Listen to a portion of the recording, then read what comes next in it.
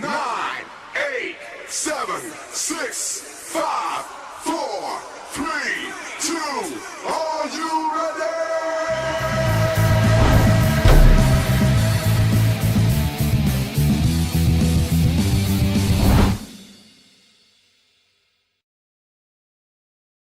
Let me center on my seat here. Oh, we are back. It is Monday Madness. It is the Hard Way Wrestling, and you know where you're at. I'm here. Oh, you're here. Ricky's here. Scotty's I'm always here. We have a special guest today. Never been on the stream before, but is very comfortable with streams because he's done many of his own. Podcast Pit, right? That was yes, the podcast pit. Podcast pit. That was my favorite show on Saturday on my way home from work. Yeah, I know we kept everybody informed during the pandemic pretty good. Mike Radick here, ladies and gentlemen, for those who don't know. That's right. Mike Radick, owner, operator, ring putter upper, ring putter wearer, painter, Voltage Wrestling, man. How are you, man? I am great. Coming off a pretty busy weekend. Had WDWA on Saturday. Handling some Voltage Wrestling business Friday and Sunday. Of course, Thanksgiving. Drunksgiving the night before. We had ourselves a weekend. Did you? Did I see that you're now the owner of WDWA? Yes, I am. We won it. I put LT down as I said I was going to do. Put LT down. I am now the owner. We'll see for how long. We've got a 5-on-5 Survivor Series style matchup coming up here on December 9th, where the entire company is on the line. Ooh. And your boy is hoping to keep it that way. How did you find yourself back in the ring, Mike, after all these years? How did I find myself back in the ring after all these years? After a while, the honest answer, I never got to have a last match. Never got to have, I always wondered what one more match was going to feel like. Unfortunately, for health reasons, it couldn't happen for a number of years. Concussions. Concussions, and really still shouldn't be happening. I'm gonna we're playing it safe.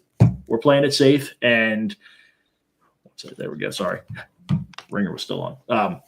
No, but we're playing it safe, and going in here and having just one or two more matches to end off the year, and that will cap off my wrestling career, hopefully. So I know one of the biggest guys that you've ever faced, but can you tell these guys and our people at home or on YouTube or wherever we're at? And if you are on YouTube or Facebook, please make sure you go. I just clicked the wrong button. Make sure you go like and subscribe. We need all the likes and subscribes you can. That's the only reason why I brought Mike on here, because Mike is very likable and we're not. So, according to some, I'm very likable. Well, we're gonna try not to get into Ellsworth, but we're gonna go past that. But gotta work on that call. Give us the biggest guy or the best guy you've ever been in the ring with. A star or a name that we would all know. As far as guys I've been in the ring with, people that you would know. First one that comes to mind is Doc Gallows, Luke Gallows. Okay. Was in the ring with him. This was Festus.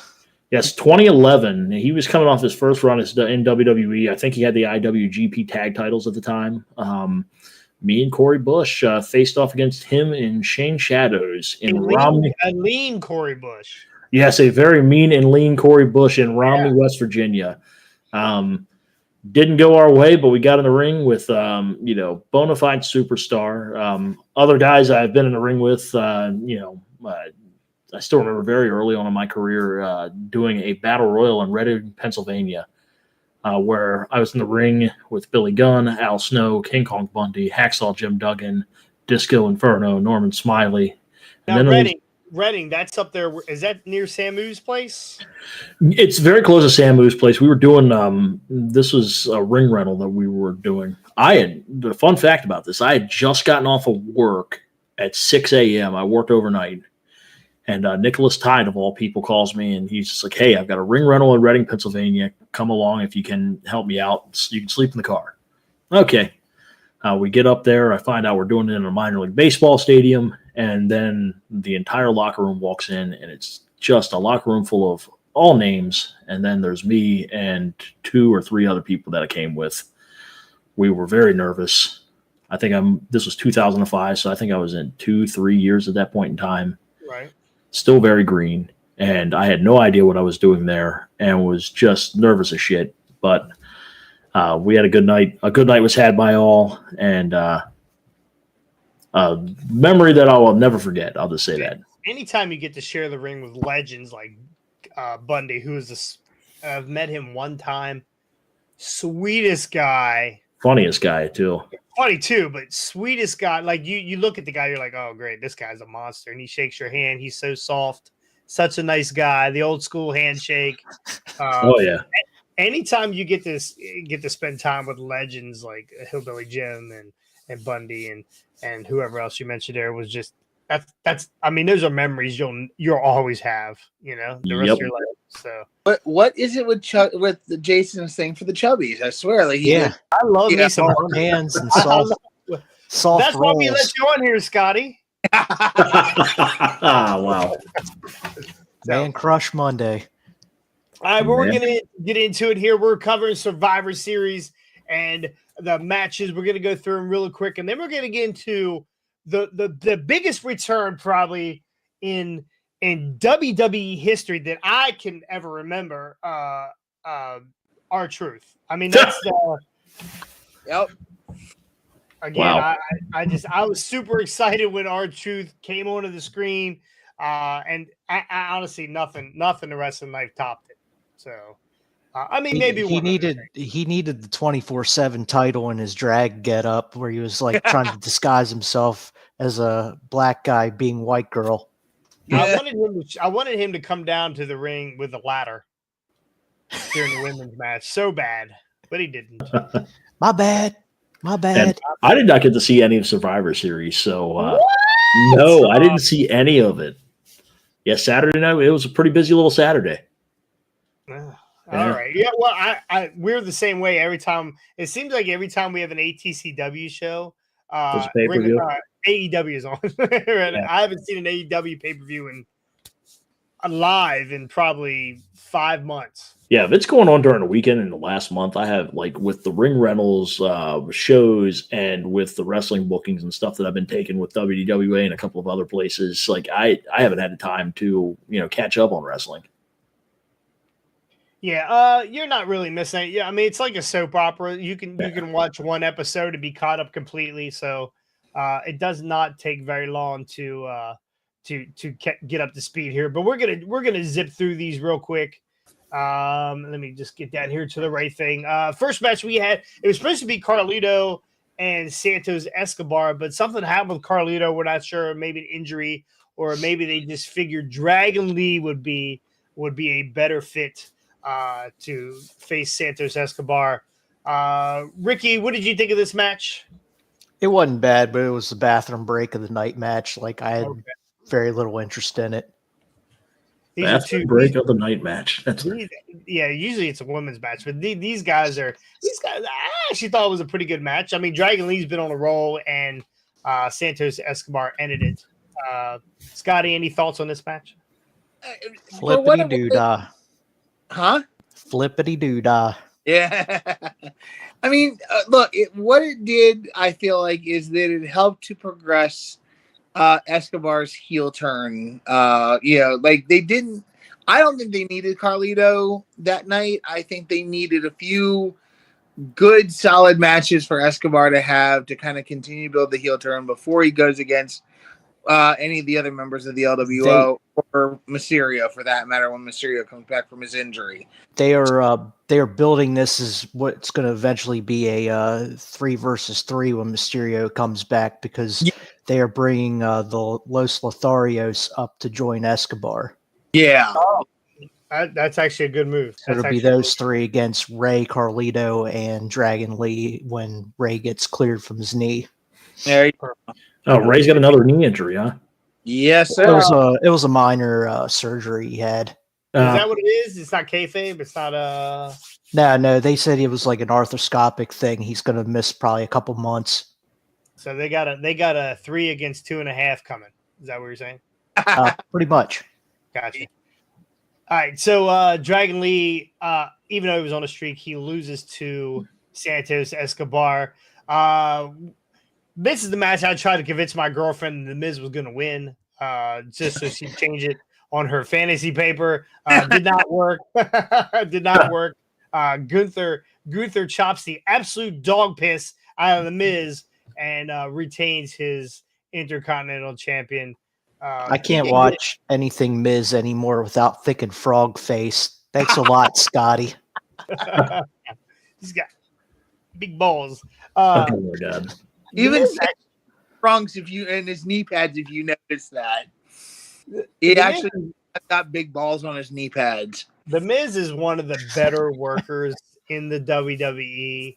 Absolutely. I know he puts a ton of guys over now, and who knows if he'll ever have a real title run again, or maybe he is now taking the place of Dolph Ziggler.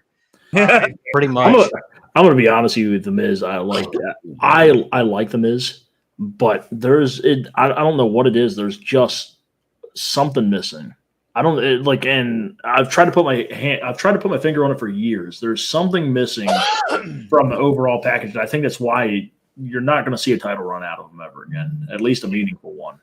I'm like, he's just not like when you picture a WWE champion, you just picture somebody that shows a little bit more grit than The Miz does.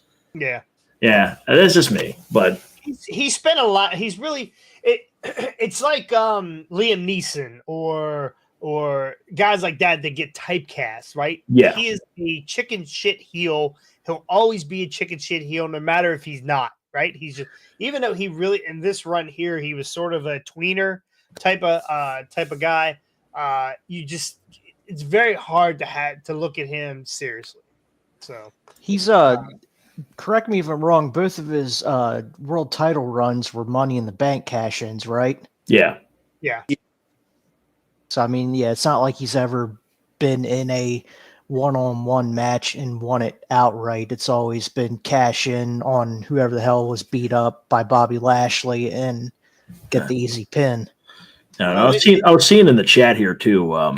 Sorry to interrupt. No, you're on the chat. Get out. Yeah. Stephen Broussard was in here in the chat saying that Miz is missing a genuine mean streak, and I couldn't be any more in agreement with that. I mean, that's right on the money.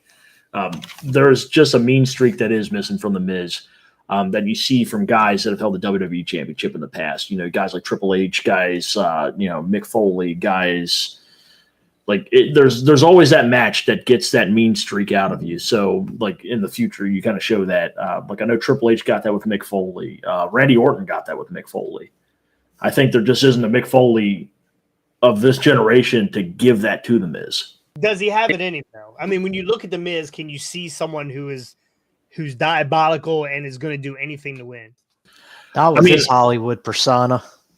No, I mean you could probably I've seen him show the streak in movies, just not in a wrestling ring. The Marine 17. That's where you saw him do his. Yeah, but I mean, if I had to compare him to a wrestler.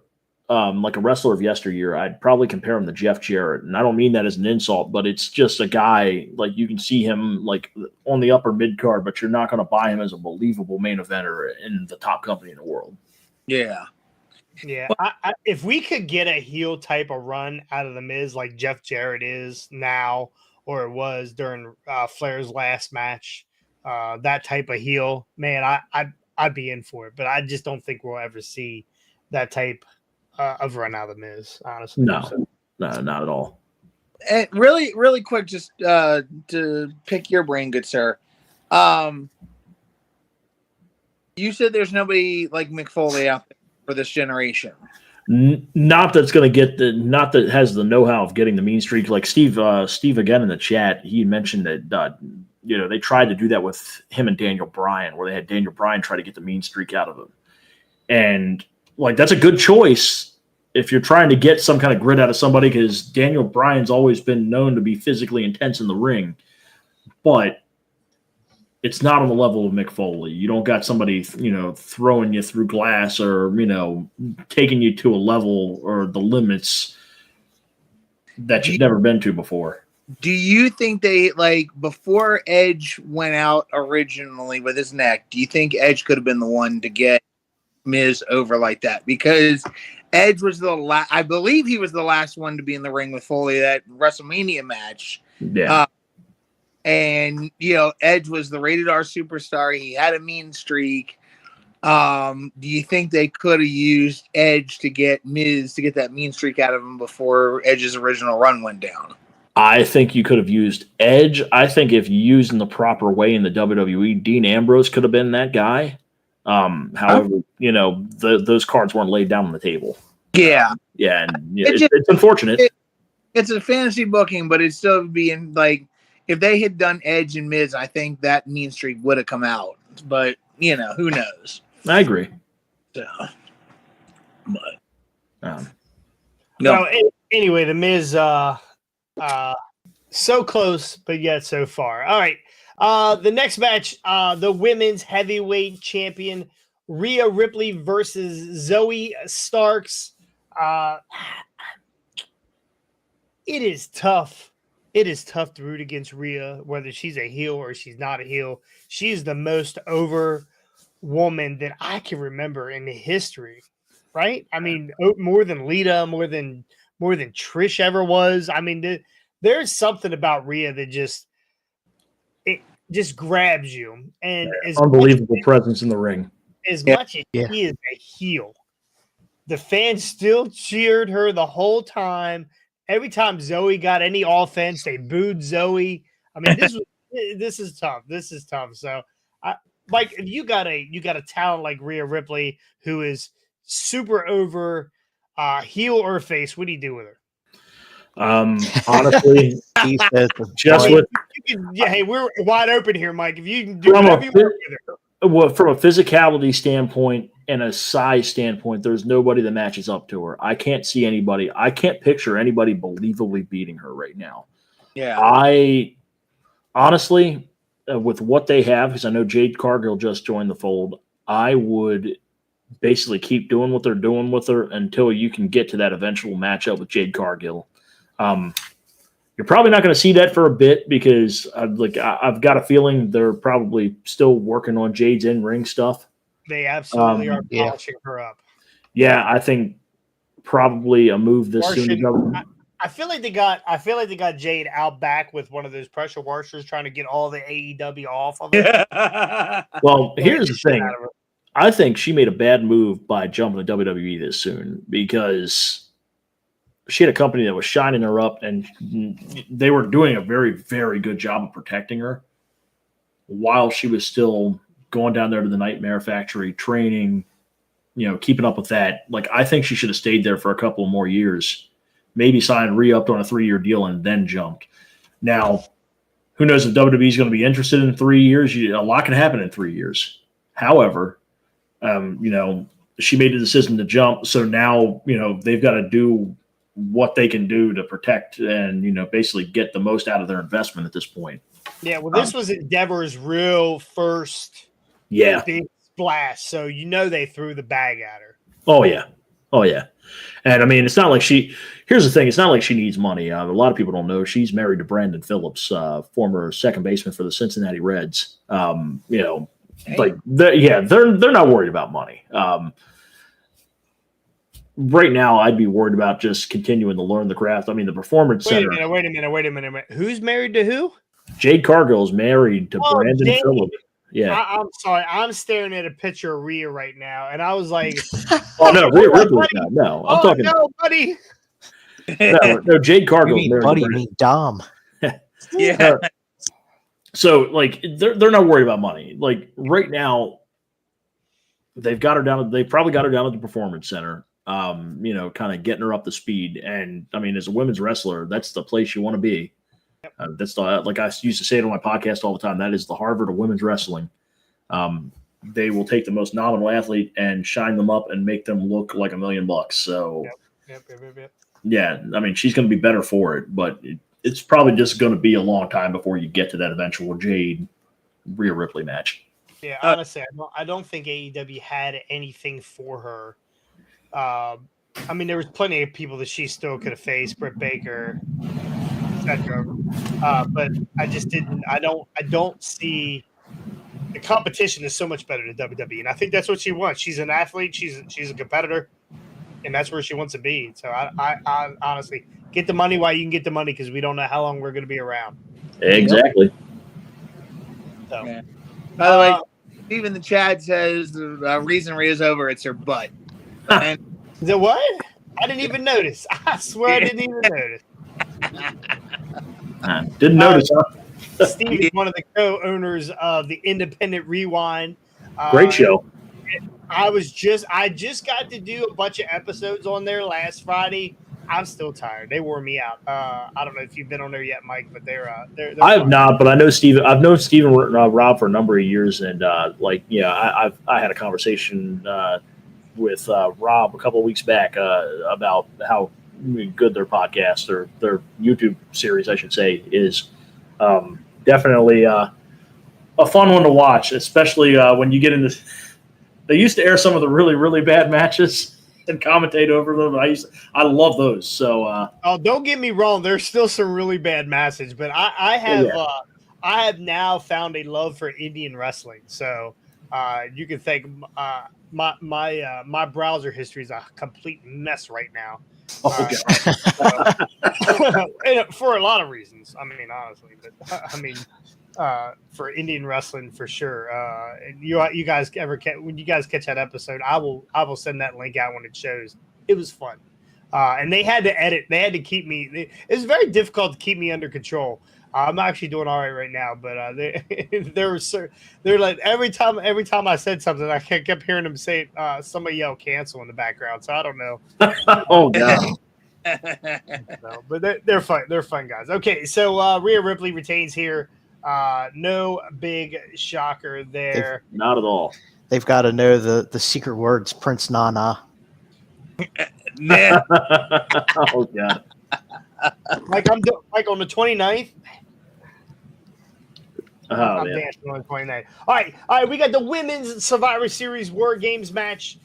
We had who are they? Damage Control. Damage Control versus Brian Hardy's favorite chick, Bianca Belair, Charlotte Flair, Becky Lynch, and a Q-Tip.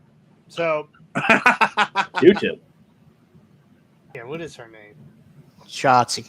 Oh, Shotzi. Yeah, Shotzi Q-Tip. Oh yeah, I did see. I saw the pictures of her recent haircut or. Yes. Yeah, definitely hair and everything. Yeah, she looks like if you tied a chain to her feet, she'd look like one of those ball and mace. I saw somebody on the internet compare her to remember on Toy Story that toy that Sid made, like it had like the baby's head with the Yeah. So there's one from Hey Arnold too. Oh god. There's a few of them out there. Yeah, the internet is undefeated. She every time. Shotzi's not doing herself any favors with her barber. But so the Women's Survivor Series match, not a bad match at all.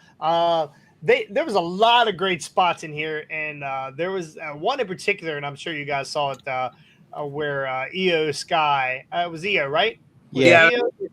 She put a trash can on and dove onto the girls from the top of the cage. I don't know if she'll ever not be able to do this move every time she's in War Games or any time ever. It's a pretty cool spot here. I told Ricky, I said, this would be a great time for them to all step out of the way like Samoa Joe does. Yeah, to the Samoa Joe. Crashing to the ground.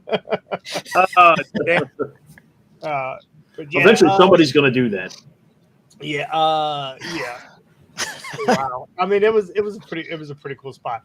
These girls beat that. And then she took the moonsault from Charlotte from the top of the cage and took a knee to the dome. Knee to the head. Oh my gosh. I saw that. I had to rewatch that a couple of times, and I'm like, I was trying to figure, I was like, okay, I know Charlotte's knee landed on somebody, and I'm rewatching, oh my god, she get literally right on the top of Io's head.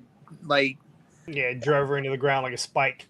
Yeah, I'm surprised she didn't get a concussion from that. If she did, she didn't sell it. Like, Well, her body collapsing out from underneath of itself is not selling it. I don't know. he was back up a little bit later, and I was like, Yeah, later. Later. So if her knee would have hit Shotzi's hair, that'd have been it. She'd have blew that knee right out. So Damage Control unfortunately loses this match. Bailey took the bullet. They're setting Bailey up for a heel or for a face turn. It's coming. yeah. Oh yeah. Yeah, it's definitely coming, and we're ready for that. We're ready for the hugger to come back. You think she goes back to hugging people and Nah, big wavy Nah. guys? the hell with that gimmick. No, I don't think you see the hugger ever again. No. Nah. I think she should change her finishing move to the old be buying bruh, the beast thing. The bee sting, huh? With that big fat butt of hers. Yeah. Pay cash for that.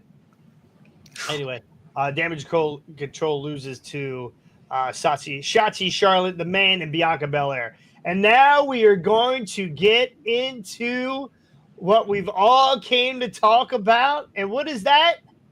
R-Truth. Yeah. Well, R-Truth. That is exactly right. We were talking about R-Truth. There was he had a quick cameo. He just showed up. I guess it was the middle. What was it? Rough Rush? I don't even know. he finally just came showed back up. from Sioux Falls City. He's on the I-95, 7-Eleven. Euro Continental. I love me some No. R-Truth. It's good to see him back.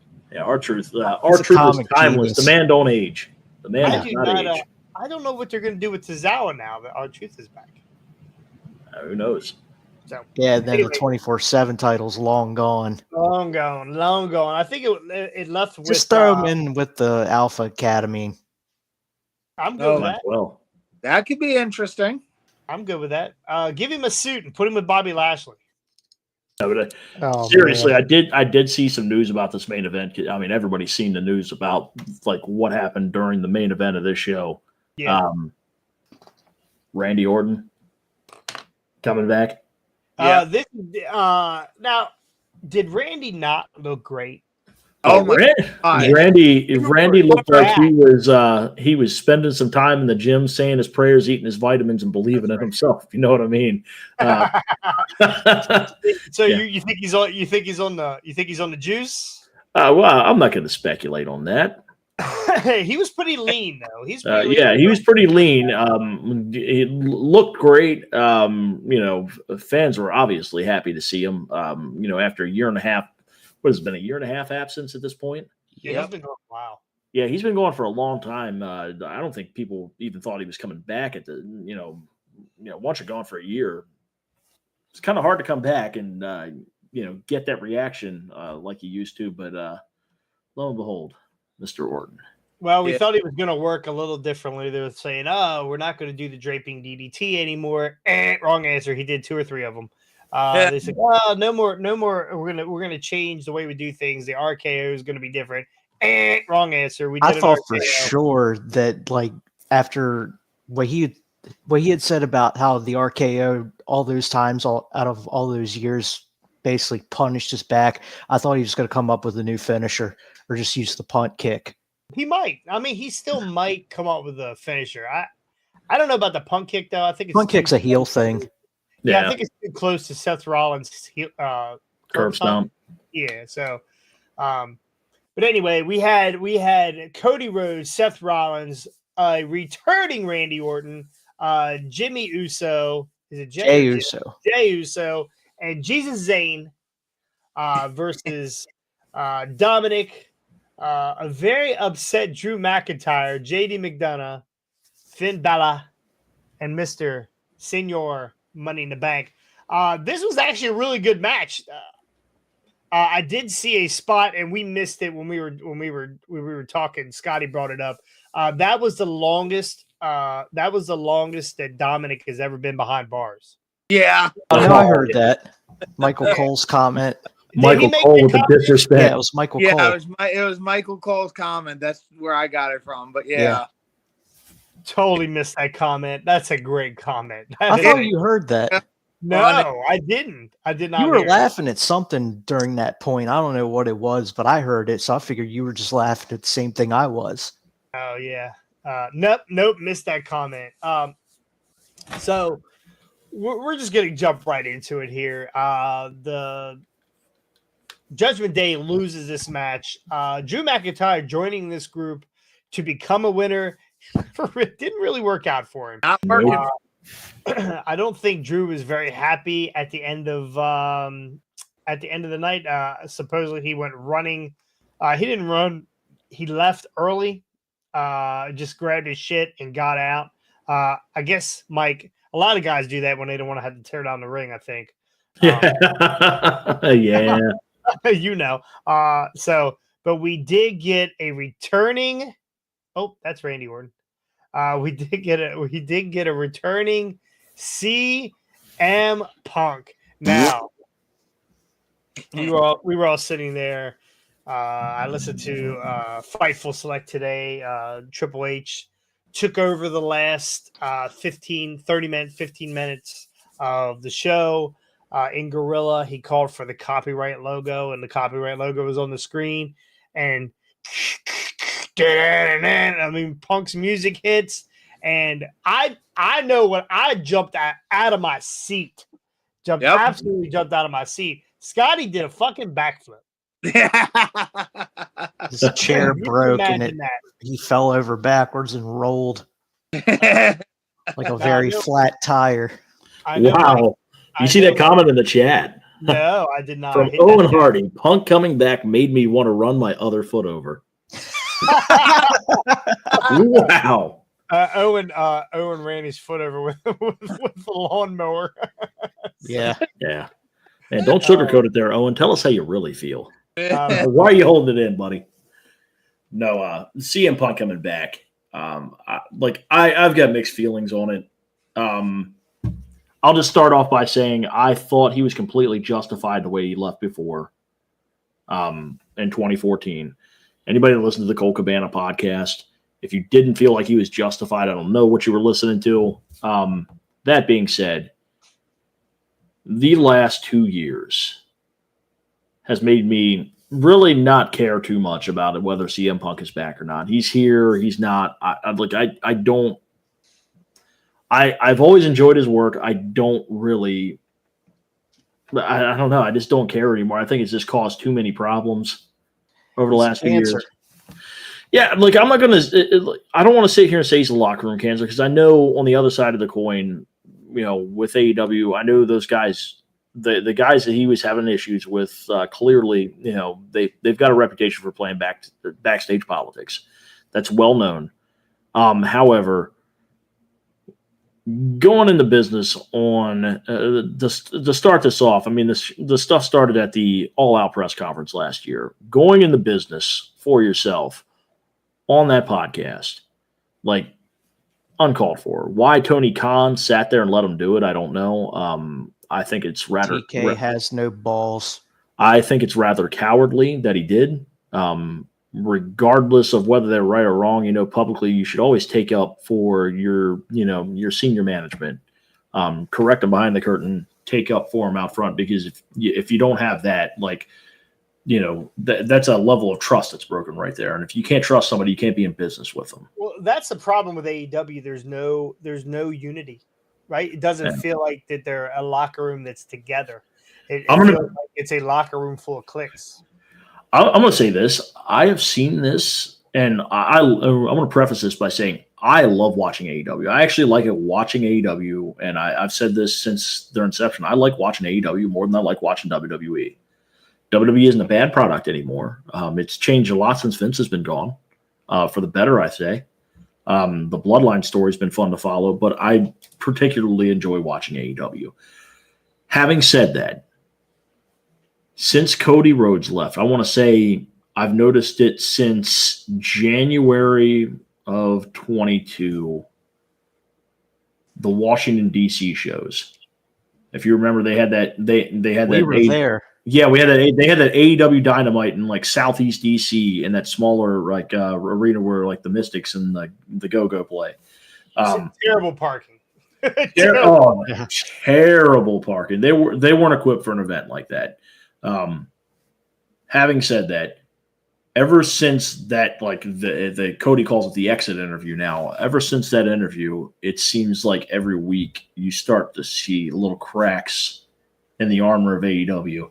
Yeah. And it seems like since he's left that there's been a lot of instability over there. Yeah. Honestly, I mean, it could have been a pride thing with Tony Khan. I think if AEW goes down the tubes, which I don't think it will, I think there's too much money behind it. But if, like, in order to right the ships, you're going to need to get somebody over there that can provide stability, like Cody Rhodes did. And until that happens, like, they're going to continue to have problems. It is the way it is. I mean, wasn't that one of the main reasons why they brought Edge in? Edge is supposed to be Daniel Bryan, guys like John Moxley. I mean, those guys were supposed to kind of put everything where it should be and kind of structure everything, but hasn't worked. Well, I mean, the jury's still out on Daniel Bryan because I know he's just recently gotten a little bit more power. That's what I've heard, at least. I could be wrong. Right. But I've heard he's kind of his influence there is growing. So the jury remains to be seen on that. But I do think they're going to need to get something to change the channel in the way that CM Punk changed the channel. Who knows? Maybe this Devil storyline. Well, it's not CM Punk. Well, it's not CM Punk, but who's? I mean, now we're still wondering who the reveal is going to be. Maybe this Devil storyline turns out to be something huge. Yeah, I think we're going to be disappointed when this thing's all said and done. It'll be like the second Casino ladder match where it was like Leo Rush came out, and I was like, "What?" Yeah, I remember the biggest disappointment for me was when they debuted Christian Cage because they were making out this major announcement that's going to change everything forever. And I knew it was going to be Christian Cage, but just the way they were hyping, I was like, if it's anybody but, like, I think it was like Brock Lesnar or, like John Cena or The Rock or something like that, it's going to be a letdown. Brock Lesnar would do in that locker room, there would be no one left. No. Kill them all. No, I don't think anybody would be getting out of line either. Like his. No. Yeah, you're going to get. Maybe. He would have turned Jungle Boy into some fucking origami. Yeah, I think that they're waiting for some non-compete clauses to end for them to reveal this Devil. That's why we didn't get it the last pay-per-view. Or maybe it is they're waiting on Adam Cole to get healthy so they can so that he can be the Devil. I don't know. They need something. They absolutely need something. As much as I'm not a big Punk fan, I don't like the way he comes in and out, and the way he operates. Boy, it is a loss. It is a huge loss. It is a ratings loss. It is a money loss. I don't know. Their ratings are in the fucking tank, bro. I won't say they're in the tank. Okay. They are really, Mike. They are in the tank, man. Yeah, they're not good. They are around 200,000. 200,000. Are they doing that on Wednesday night, or is that just a Saturday night show? This is Saturday night. This is okay. Here's the thing. I said, they're only getting 7, right? Aren't they getting 7 or 8? Well, if they stay around 7 or 8 on Wednesdays, they'll be fine. The Saturday night show, I always said, was only going to do about 200,000 or 300,000 people. Like Saturday night, nobody's going to be watching. I don't want to watch wrestling on a Saturday night. I said this like when I was 14. When I was 14 years old, that was like around 1999 when ECW was on Friday nights. I loved ECW, but I would not be sticking around on a Friday night to watch ECW because I was going out with my friends and doing stuff here and there. Right. The Friday and Saturday nights are a time when people are out and about. Like if you're going to watch it anywhere, you're probably going to watch it at a bar or something. Which most of the time the bar is not going to have it on. They're going to have football or basketball or baseball. It's a tough time of year for. It's a tough time for pro wrestling. What they always give us the ratings, but they never give us the DVR ratings, and that's what I want to know because I don't watch anything live. I No. DVR everything and I watch it all the next day during the day or on my way to work in the morning or whatever. So I'd like to know the While DVR. he's driving in his truck. Yeah, absolutely. While I'm driving in my truck. Man, that's safe. I mean, I don't know what you're talking about. Not my work truck. Never my work truck. But I'm curious on what their DVR numbers are, and I think that's a big tell. Yeah. Because people, if you know that you don't have to sit and watch something live, you're not going to. Well, you don't have to sit and watch Monday Night Raw live either, but people still do it. But I also think Monday's an easy night. Like, there's a reason Monday Night Raw is on Monday nights. It's an easy night of the week to sit down and watch wrestling. You're not going out on a Monday night. Bars are typically closing early on a Monday night. There's not a lot of entertainment outside of your home on a Monday night. It's just an easy night to sit down, watch wrestling. It's been like that for years, even before Raw. Like, Memphis Wrestling would run wrestling every Monday night. Like, there's a reason for that. Yeah, I don't. Again, I'd like to know the DVR numbers. I worry about AEW and being able to get another TV deal. I don't know that they're going to come back to. I know they're locked in for the next few years with Turner, but after Turner, where do they go? I mean, who knows? Turner might resign them. I mean, I don't see WWE going there. The networks that they have are kind of a downgrade from what they already have. Let's be honest. USA Network, it's a pretty foregone conclusion. They're in every single household in the country. Like, and every cable package, if even the most basic ones, has USA Network. So and they have SmackDown now. So SmackDown's going to, I guess, move to Monday nights. SmackDown's moving to Monday nights. And didn't USA pick up SmackDown and drop Raw? Yeah, but SmackDown, I would assume it was going to be on like a Thursday or a Friday. Is it going to be on a Friday? Yeah, I would assume. As far as I know, I don't think Raw has been picked up yet. So, wow, what a big selling point! Hey, CM Punk's on Raw. If you want ratings, I want to pick this up. So makes sense why they signed him too, because you're in the middle of really big time to sell television rights. So absolutely, good Crazy. To have. Crazy. So CM Punk is back again for the third time with a second company. So I put a question out there in the chat. Who should be CM Punk's first opponent? And the obvious choice is Seth, because Seth was absolutely losing his freaking mind the other day. 100% an Angle. Pretty sure of that. Oh yeah. Better hope it is, or they'll be bringing Saturday Night Main Event back, and that'll be the CM Punk show. I just don't. I don't see. They're not getting rid of Seth. They'll get rid of Punk before they get rid of Seth. Seth is a mainstay there. So give me, and I'll go through our questions here because we had a couple people answer the question. So Scotty, who should CM Punk's first? It's a tough one to answer because he's got a lot of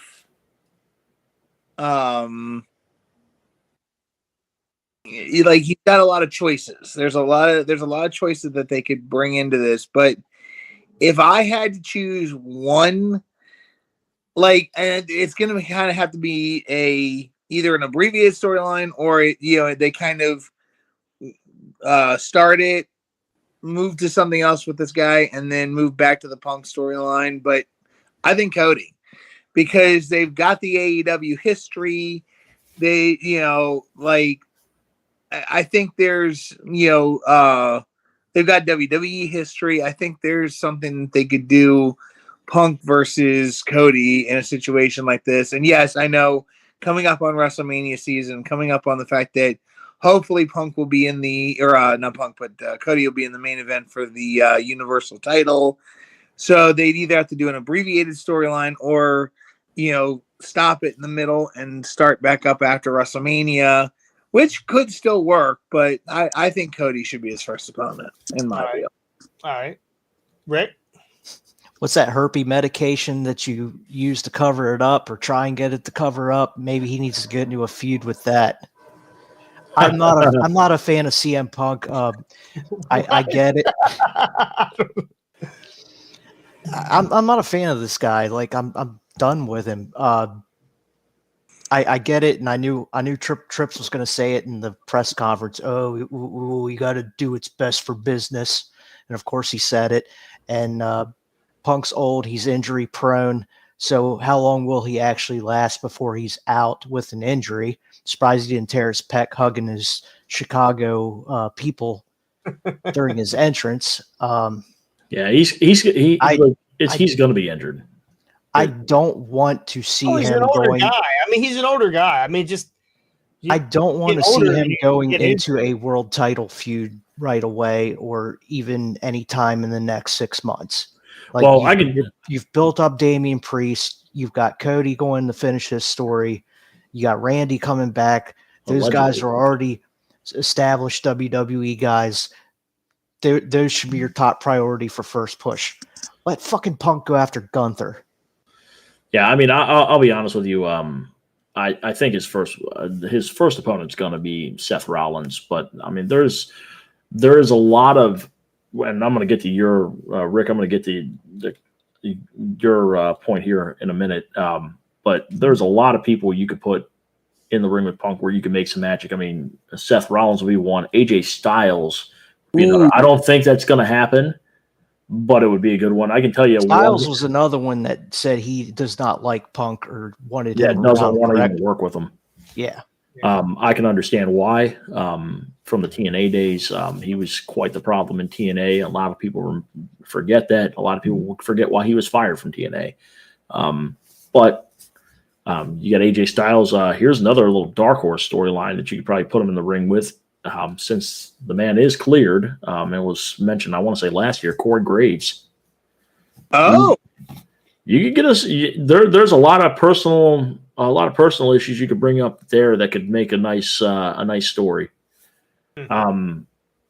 But Seth Rollins, AJ Styles, Roman Reigns would be another one I could see him, feuding with. If his first feud, he's got to win, right? Yeah. They're not going to bring him in to get the world title. I can't imagine that. Drew would absolutely be gone from the company in January if they decided they're going to do that. So. Well, I'll be honest with you. I think that's exactly what they're going to do. I think that is 100% what they're going to do. They're going to try to go for the immediate impact. No, I am not a fan of it. I understand from a business standpoint why they would do that. But it is what it is. Yeah. CM Punk is back in the WWE. We will see how long this lasts. I honestly think he is going to be injured before they really get to explore any meat on the bone, so to speak. That's just me. I could be wrong, but I'd love a CM Punk Nick Aldis feud. Oh, that would be incredible. Nick Aldis wrestling in general in the WWE would be an incredible thing. I see him fitting more into NXT than the main roster right now. There's a couple of reasons why, but I just want to see him wrestling somewhere else other than the NWA. Yeah, he's great. He's a hell of a talent. Let's go to the chat real quick. Libby says she'd love to see Drew McIntyre.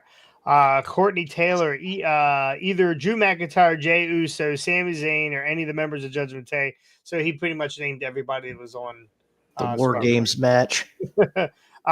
Here's a good one. AJ, Shinsuke Nakamura. Now, Shinsuke did call him out. He's been he did the GTS in one match, I believe, and so, he said go to sleep in Japanese or something like that. I think Shinsuke would be another. I don't know. Yeah, that's a match that would. That's a match that would interest me big time. Anything Nakamura, I'm going to like. Yeah, I'm going to say anything not involving the world titles.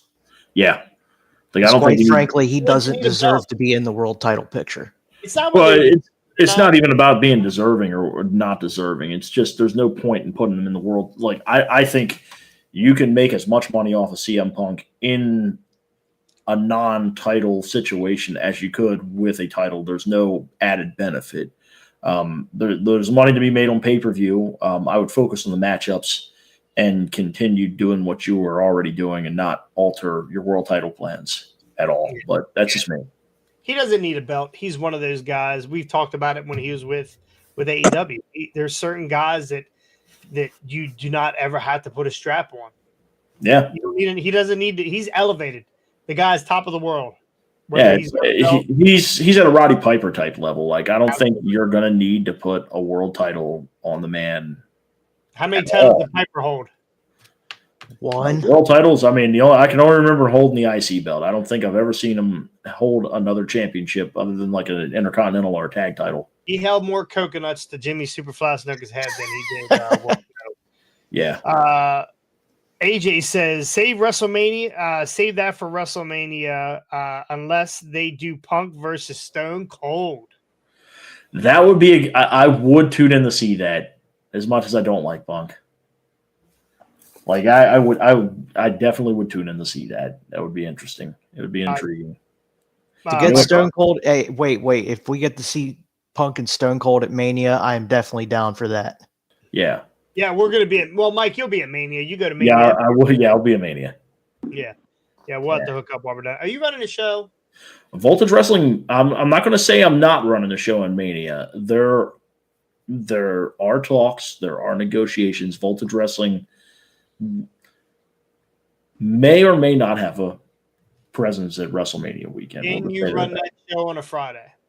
Can I run that show on a Friday? We'll see. I will be getting into town on Friday, Mike. I'm just saying. All right. On Friday. So, well, we'll see what we can do. If anything, I have an extra pair of hands to put the ropes up. Yeah, I'd like. Has anybody heard about this yet? Has anybody heard about Sonny getting sentenced? Yeah. I heard a little bit about it, but didn't really look into it because I'm still on cloud nine because CM Punk's back. 17 years. 17 years That's with absolutely crazy. Yeah. Yeah, so 17 years with 8 years supervised probation? Like, yeah, 8 years supervised probation, but yeah, it's a 17-year sentence. It's like, my gosh, like, and how old is she right now? She's in her 60s, right? Huh? Her sunny days are long gone. Yeah, her sunny days are long gone. No, it's just a hell of a fall from grace. I mean, 2011, I remember being in Atlanta, seeing her getting inducted into the Hall of Fame, looking better than she had looked in years. I mean, she just looked phenomenal, had herself in good shape, seemed to be off the drugs, away from the alcohol a bit. And, 12 years later, here we are. Just problem after problem after problem after problem. It just like you wonder how she just got down that dark road. Well, you don't wonder, but well, it all goes back to Shawn Michaels. It's more than Shawn Michaels. I mean, like I don't like it. The business. The business can be tough to handle for some once they're out of the spotlight. Yeah. Yeah, you never know what problems people have. I've seen so many people over the years, people that grew up watching on television that had some serious problems that they ultimately succumbed to. A couple of years, Axel Rotten comes to mind. It's just a sad ending because you saw somebody with somebody that was so intelligent when it came to the business, so bright when it came to the business, but he just went down a dark path at some point in time. You don't like to see it. I know a lot of people tried to help him. It's a sad ending. The same with this situation, I guess. This really Is she going to prison or jail? Oh, she's going to prison. I mean, Florida don't play around. Florida does not play around. They do have Uber in Florida, right? Because that seems to be where everybody gets caught. Yeah, well, no, it's just like I don't know what it is with Florida. It's like you go down there's something in the water that just makes you do, like, it's like, what's the craziest thing you can do? Jimmy and then Uso, Jeff Hardy, Nick Hogan. Yeah. Well, Nick Hogan, yeah. Florida is like the bedlam. There is like the resting place for a million wrestlers, right? That's where a lot of Florida wrestlers go. How many times do you think Ric Flair's been drunk in Florida at a karaoke bar recently? Really. Hogan. I mean, Did you see Nick Hogan's mugshot, by the way? He looked like Ryback off the gas. He really does. By the way, Bro. CM Punk is back. Ryback is retiring. No, he's not. He said he backed only off if of he that. comes back to AEW. But he said if he lasts more than 6 months, then he will actually retire. Yeah, he's not retiring. Yeah, he's never. He's just going to sit home and he's going to sit home and overcharge people for indie bookings and then wonder why they don't book him. That's Well, it. he's not even wrestling, right? He hasn't wrestled in how long? He hasn't wrestled in years. Yeah. Ryback.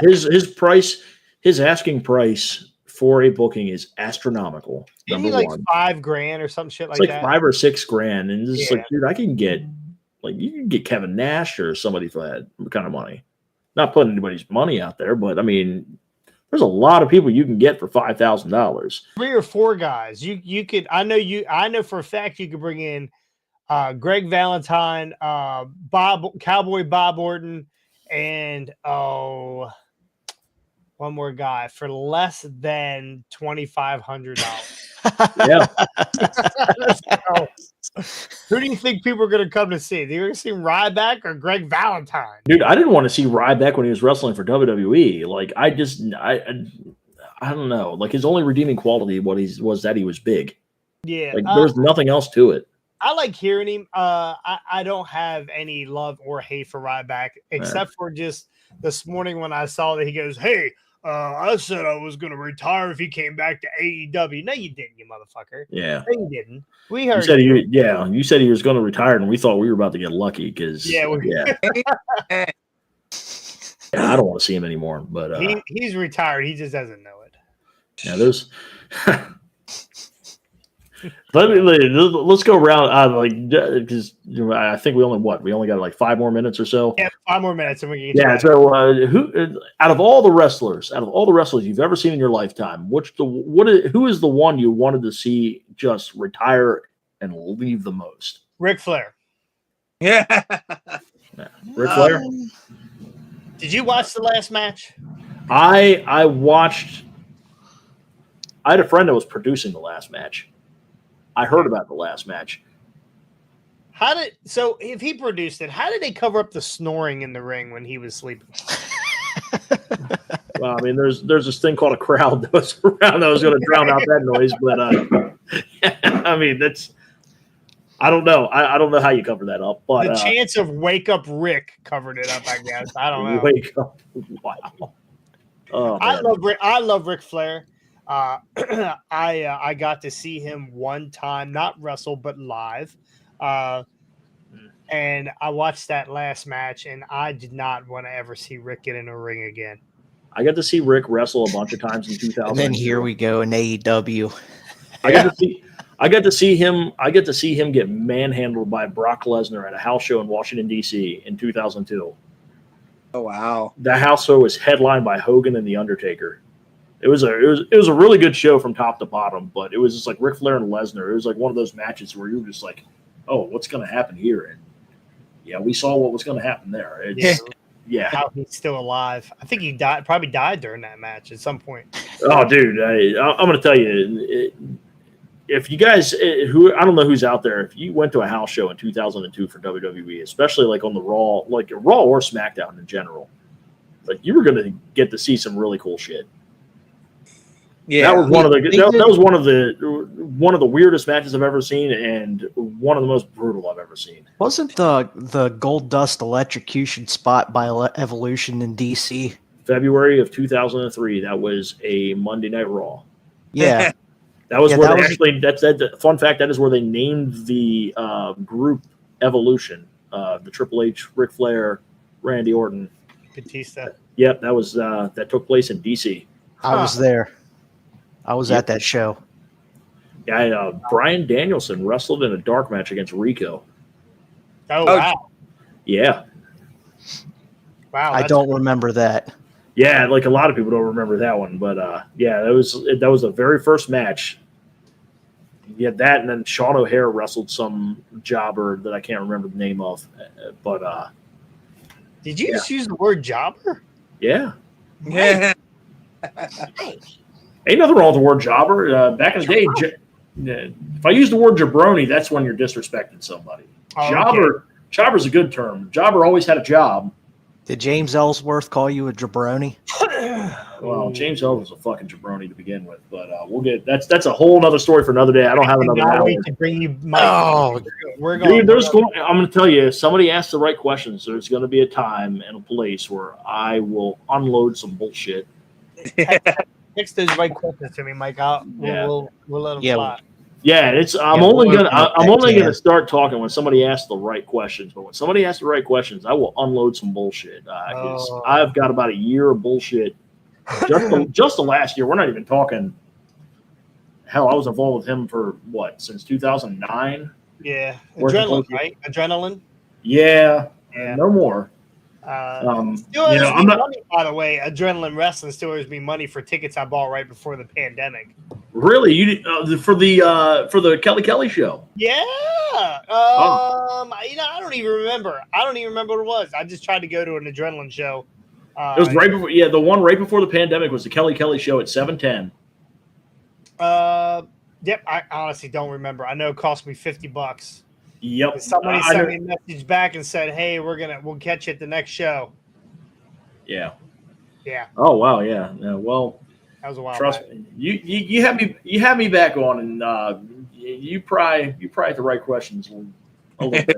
We're definitely going to do it, but I didn't give who I want. Go ahead. CM Punk to face. There's only one guy that he should be facing. R-Truth. That's all we need to know. There we go. Jesus.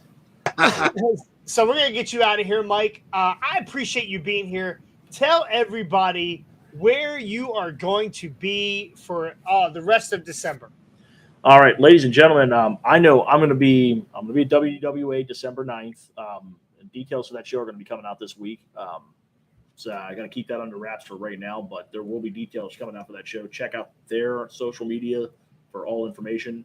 The big one, though, December 29th, right outside of Waynesboro, Pennsylvania, Quincy Community Center, Voltage Wrestling, their final show of the year. We have got a stacked card. More information about that card, www.voltagewrestling.com. Follow us on all social media. Voltage Wrestling, look for us. We will be the V with the lightning bolt right in the middle. But ladies and gentlemen, we hope to see you out at the event, and you'll have a good time. I guarantee it. There's only one guy that's going to be in that building that's going to sell tickets, and that's Jonathan Cross. How the hell you say? Hell of a following he has. I mean, most of it's his cousins and uncles and shit, but most likely It's definitely not from Jeremy Stone. What? Oh man, I had to get my shot in. That is a name. That's a name I haven't heard in a minute, man. Jeremy Stone. Let me tell you, I have to tell you the story off air sometime, Mike, about Jeremy and how I feel and some of my feelings about wrestling in this area from back in the day. So we'll have to talk about that sometime. All right. It sounds I'm not gonna get it. Sound like some tea will be spilled. I don't know. I don't have a lot of tea because I was only here for a cup of coffee. Cup of coffee in the big time. Big time, yeah.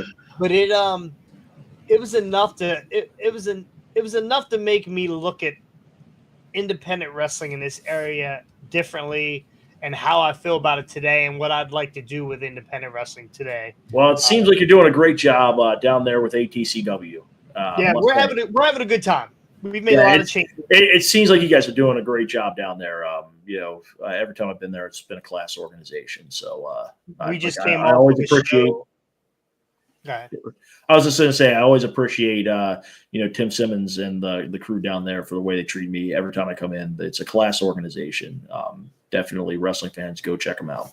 Yeah, we just came off of a show in November, our big November Rumble. Pretty successsual show. We were packed. It was packed. Yeah. So Ricky and Scott got it was a hell of a show. It was a show. Yeah. Good show. It was a good show. Yeah, I've seen pictures of the crowd. It looks like you had a good house, and it's a good little group. I'm gonna say a little bit. I mean, because it's like almost 200 plus people, but it's a good group. Scotty accounts for about 6 of them. People. Yeah. Well, much love and success to you guys down there. And once again, thank you for having me on the show. I very much appreciate it. I hope to be back on, and we'll get into. We will definitely get you back. We're gonna let's spill some tea. Yeah, let's spill some tea next time. We're gonna dedicate an episode to. We're gonna open up some whoop ass on James Ellsworth. Well, no, what we're gonna do. I'm not gonna open up, and this isn't gonna be spilling dirt, but it'll just be an honest. You'll get an honest. Hey, do you have any connections to anybody that knows Bianca Belair by chance? Yeah, I would. Do you know Brian Hardy? Do you know Brian Hardy? Yeah, I know Brian Hardy. Okay. Brian hates Bianca Belair. That wasn't a bad thing. Like I don't know. Well, that sounded weird the way you said I that. know. It was just like, yeah, I know Brian. Yeah. I'm sorry. That sounded like a lot worse than I was trying to make it sound. But it was like, yeah, I know Brian. Brian, he absolutely hates Bianca Belair for whatever reason. He just hates her. Man, what did she ever do to him? So, has something to do with Taco Bell. That's all I can tell you. Taco Bell. He said that she was the drizzling shits. Oh. With a Baja Blast. With a Baja Blast. With a Baja Blast. Man. So I'll give Baja Blast ever do to Brian. No, it's not what the Baja Blast did to him. It's what Bianca did to Brian. I thought we were all Waffle House kind of guys, and then this Taco Bell thing came up, and it's just been. I'm a Waffle House guy. So you have to be. Yeah, who the fuck is not a Waffle? That's like being a Wawa guy, or not being. That's like not being a Wawa guy. That's like being a Sheets guy. You just have to be if you're in the business. Yeah. You're a Sheets guy and a Waffle House guy. I hate Waffle House, but find myself eating there. So, because what you do after the shows. It's the only fucking place open. Exactly. I'll give everybody just a little taste. Mike, are you allowed to talk about certain things because of legal ramifications? Oh, dude, I'm allowed to talk about whatever. There will be no stone left unturned. I'll just say that. Is there still legal action pending? There's no legal action. There was never legal action pending. There was nothing from his end? No. Okay. It's all of it's going to be honest. That's here's the thing. Before I do have to leave you, but here's the thing. Yes. Everything I'm going to say, I've got proof to back up. We can back this up by screenshots. And it's not going to be this is going to be an honest recounting of the last 2 years. Oh my gosh. I can't wait. And what that's all I'm going to say. So can you tell me when a good time it is? We'll set it up. We'll build it up, and then we will fire with it. All right. Sounds good, man. Can't wait for this one. Thank you. All right. So what you guys don't know, I didn't meet Mike through wrestling. We met through kickball. Kickball. We played on the kickball. Of all things, kickball, and then I find out you used to be a wrestler. The Peaches. The Peaches. Yes, the Peaches. We were the Peaches. We were the Peaches. We were terrible. Yeah. Well, with a name like that, well, a couple of the girls must have been the only two people that ever strike out in kickball. Never struck out. I got injured in kickball. I literally pulled my quadricep muscle playing that season at City Park. I remember. Yes, my quad has never been the same since. Oh shit! Neither has the McMahons. Running ropes, hitting corners, landing on the outside, landing on the apron, and you pull your. I've had minor injuries in wrestling, and my first real major injury since training was at kickball. So yeah I have a laugh at that. All right, guys, I've got to head out. Thank you. We got things to do and people to see. But thank you for having me on. Thanks a lot, Mike. Thanks. Catch Mike at Voltage.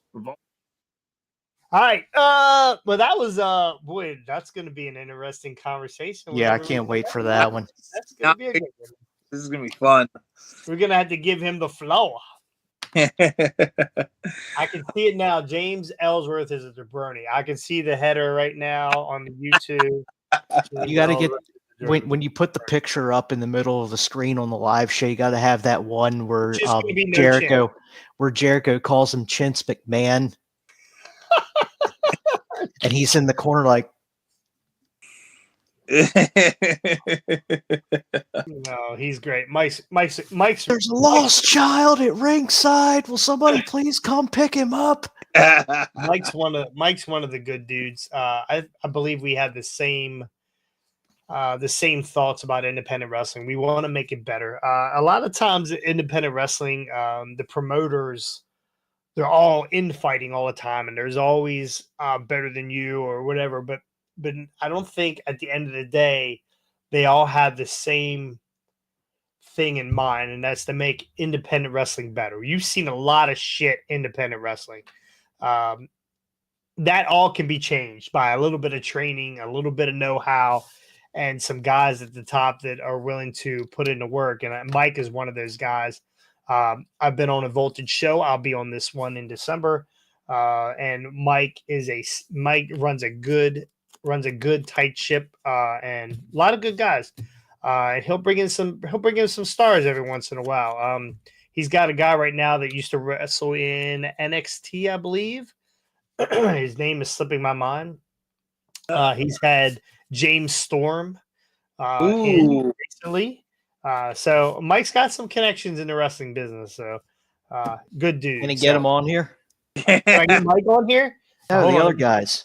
Oh, James Storm. We'll work on that. I'm working on getting Ellsworth on here in a split window. Yeah. So Get your popcorn. Let's check the chat real quick before we get out of here. Let's go. Ellsworth is a piece of shit. Yeah. Randy. I don't know Ellsworth personally. I've only heard bad things. So there are a lot of shitty guys in this business, a lot of cutthroat guys in this business that'll do some shady shit to you to make sure you do not succeed or try to succeed. ATCW had a guy here recently that tried to go up against us running shows in our area, and we fucking buried him. So, guess where that guy is now? Not around us. He's not running shows near us anymore. He learned his lesson, mine. He learned his lesson, mine. So anyway, that's good to hear from RWA Wrestling. Ricky, Scott, where will you guys be wrestling this week? I'm totally kidding. I'm on vacation. I got lots of free time. Lots of free time. I'll let you guys know about the Voltage show. There is a show coming up. The Radical Stars are running a show here in Harper's Ferry. $5 to get in. Damn. Can't beat it. So should be cheaper than Chucky. A lot cheaper than Chucky. So yeah, they're running some. I don't know who's going to be on the show though. I will be there. There you go. I don't know if I'll be on the show, but I am running sound for them because I love those guys. They're great guys. So anyway, that's going to do it for Hardware Wrestling. Ricky, Scott, thank you so much. In and out of here in about a little over an hour. That's pretty good from a CM Punk Monday. Yeah, I thought this would have been into Tuesday. Yeah, we talked too much CM Punk. We'll get into more of my feelings on it later. So. Oh, okay. So the Friday episode, I'm sure there'll be some. We got a new subscriber. Hello, new subscriber to YouTube. Yeah. There'll be some shit this week. I'm sure we'll get some stuff on. We got a huge Monday Night Raw tonight. Big Monday Night Raw. We're gonna get. This will probably be more anticipated than the post Mania Raw. Yeah, let's set a line. I'm going to set a line at 3.4 million over or under. Under. I'm gonna go. I'm good at setting lines. Almost 4 million is what I'm going. Yeah, we got the Viper. We got CM Punk, and honestly, at the end of the day, there's only one guy we're all here to see. R-Truth. R-Truth. That's it. Exactly. All right, we'll see you guys next time on The Hard Way. Hey.